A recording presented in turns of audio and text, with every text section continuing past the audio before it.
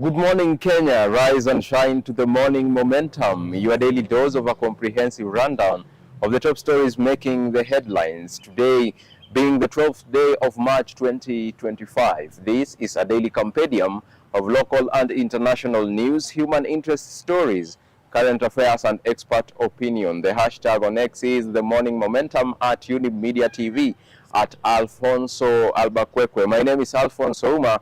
And let's get rolling. This morning, let's start with the Daily Nation. On the front page of the Daily Nation this morning, Ruto mans open up on 123 million shillings spying software.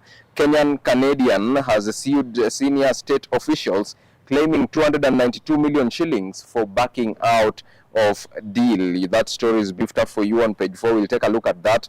On page 3 this morning on matters religion, Lent meets Ramadan in harm of faith, love and devotion. In the transport sector on page 10 this morning, Rironi Mau Summit project to begin in June. Road construction is expected to be completed in June 2027. That story is beefed up for you on page 10. Let's take a look at page 7. Raila, it is Ruto who came for me. Pact aimed at solving country's problems, and that story is beefed up for you on page 7. On page 5 this morning, state wants extra 32 billion shillings for covert security operations, and that is also beefed up for you on the Daily Nation this morning. On the cover page, pay rise for teachers in Teacher Service Commission, 17 billion shillings extra budget. Now, the Teacher Service Commission is seeking parliamentary approval for 17 billion shillings, among others implement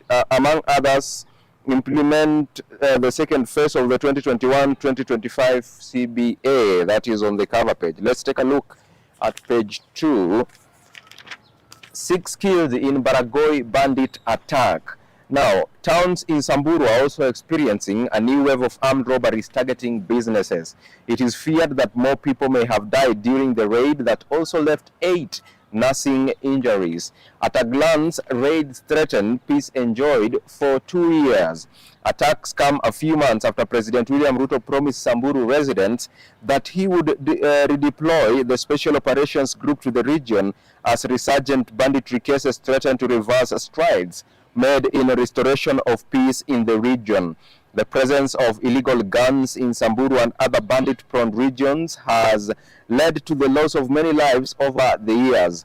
During their operations in Samburu North, the Special Operations Group disarmed criminals, and more than 96 illegal guns were mopped out during the disarmament operation. Now, let's move on and take a look at page 3. Lent meets Ramadan in rare harm of faith, love and devotion. For both religions, that is Catholic and Islam, fasting is about deepening their relationship with God. Catholics and Muslims are experiencing a rare convergence of fasting, prayer and reflection, creating a shared experience. Now, let's take a look at the top story on the Nation this morning. Ruto mans open up on spying software. Kenyan Canadian woman has sued President's speechwriter and other officials seeking compensation after they backed out. Mr. Ngeno says he backed out immediately. He learned the use of the tool would be going against the law. So, at a glance, here is what that spying tool was meant to do. Miss Mary Wachera states that Mr. Eric Ngeno, in his capacity as and target journalists whose reports were a thorn in the flesh for the government. You want to catch up with that story on page 4. On page 5 this morning, state wants extra 32 billion shillings for secret security operations. Now, National Treasury justifies increased expenditure by saying expected revenue is set to rise. Details on allocations in the supplementary budget before parliamentary are scanned. You will catch up with that on page 5. Let's take a look at what page 6 has this morning. Promises as Ruto tours enters day 2. Now, Sakaja says program is in 230 schools and the president has pledged a gadget that can make 1 million chapatis in a single day. Let's see how that will unfold in the near future. Let's take a look at page 7. Raila this morning says it is Ruto who asked me to work with him. Pact has the potential of making Odinga lose some of his traditional strongholds. Opposition leader says it is easier to change things when inside the system instead of making noise while outside. On page 7 again, look in the mirror, Kalonzo told on ODM attacks. Now, party officials in Kisumu singled out Wiper leader Kalonzo Musyoka, whom they asked to conduct a self-evaluation first before pointing fingers at his fellow principals in the coalition for entering into an agreement with the president. That story is beefed up for you on page 7. On page 8, Nyakango protests 850 million shillings budget cuts to her office to get less funding in the next fiscal year. The key operations like monitoring, evaluation, and writing reports could soon ground to a halt. You want to catch up with that on page 8. And 1.63 billion shillings is the amount the Office of the Controller of Budget has requested for in the next financial year. It will only be given 777.5 million shillings instead. Let's take a look at page 10. Rironi Mau Summit Road project to begin in June. Jaramogi Oginga Odinga Hospital to become a national referral facility. Cabinet dispatch states that the important highway will be ready in 2 years. You will catch up with that on page 10. So 2027 is when the road construction project is expected to be completed, just 2 months to the general election. That story is beefed up for you on page 10. Let's move on and take a look at page 11. President William Ruto's midterm scorecard. Now, this is by Eliud Owalo. So the bottom-up economic transformation agenda 2022-2027 or the plan represents a 5-year contract between Kenya Kwanza administration and the people of Kenya. It prioritizes chosen through an inclusive process focused on reducing the cost of living, eradicating hunger, creating jobs, expanding tax revenue, and improving the foreign exchange balance. So in the economic stability and reducing the cost of living, the first 2.5 years of the administration focused on creating a stable economic foundation. Key measures to reduce the cost of living included improving fiscal management. Fiscal discipline has led to a reduction in the fiscal deficit from 6.2% to 5.2% of GDP, and Kenya's credit rating was upgraded to a positive outlook by Moody's in January 2025. Additionally, the country's foreign exchange reserves surpassed the $10 billion, bolstering Kenya's ability to manage economic shocks. In the agriculture and food security, the government has supported the fishing sector, boosting production by 12% for freshwater fish and 5% for marine fish. And the scorecard continues on page 11. Let's take a look at page 12. Public hospitals get nearly half of 11 billion shillings share payments. Now, top 20 healthcare facilities received approximately 36% of total payments. Kenyatta National Hospital received the highest share, amounting to 380 million shillings. Now, on page 12 again this morning, senators and governors gang up in 10.5 billion shillings road kitty field.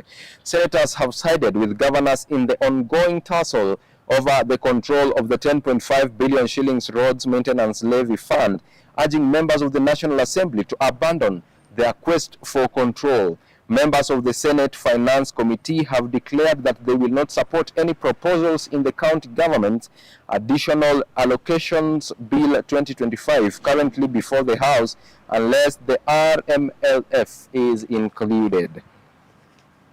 Let's move on and take a look at more stories here on The Nation this morning. We shift to the expert opinion this morning. Elections, handshakes, and the illusion of democracy.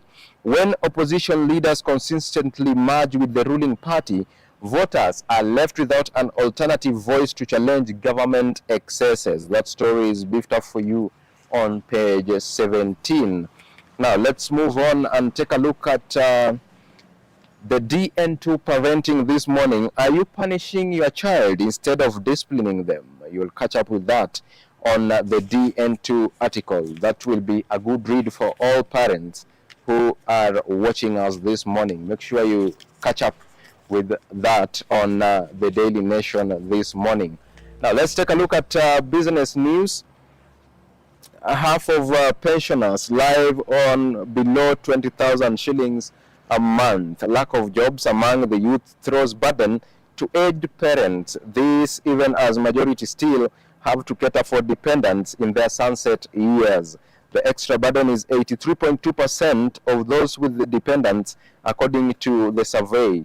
Let's take a look at the maritime NEMA 6 views on new coast berth.